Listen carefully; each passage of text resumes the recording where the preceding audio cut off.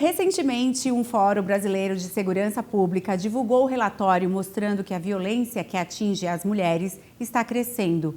Enquanto o número de homicídios diminui, os feminicídios aumentam. Esses dados preocupam os vereadores que constantemente usam a tribuna para abordar o assunto. Vamos ver na reportagem.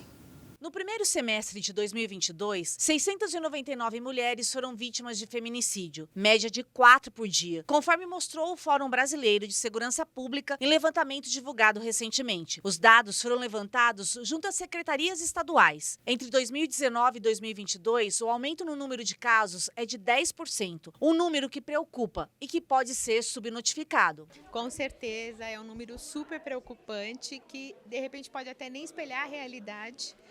Nós sabemos da subnotificação muitas vezes.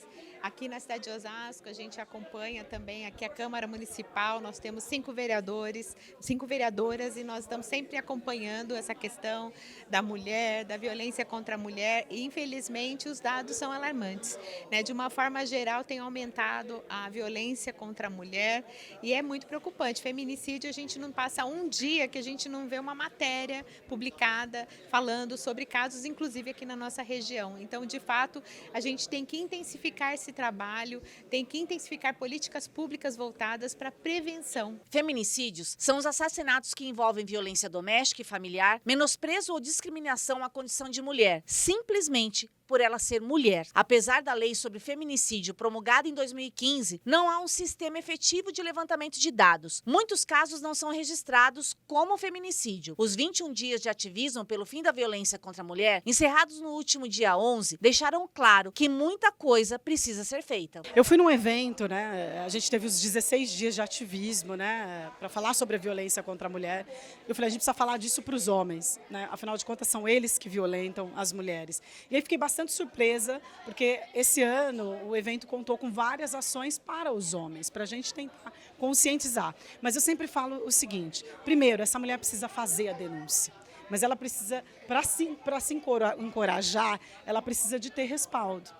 Então a gente precisa ter aqui uma delegacia 24 horas, que é uma demanda antiga da vereadora Ana Paula e de outras vereadoras que já passaram aqui pela casa. A gente precisa ter um espaço para que ela possa ir fazer a denúncia. A gente precisa de mais casas-abrigo, de espaço que possam acolher essas mulheres com seus filhos, para que elas possam sair desse ciclo de violência. E mais do que isso, a gente precisa gerar emprego e renda para essas mulheres. A gente precisa dar oportunidade para que elas possam sobreviver com o seu próprio...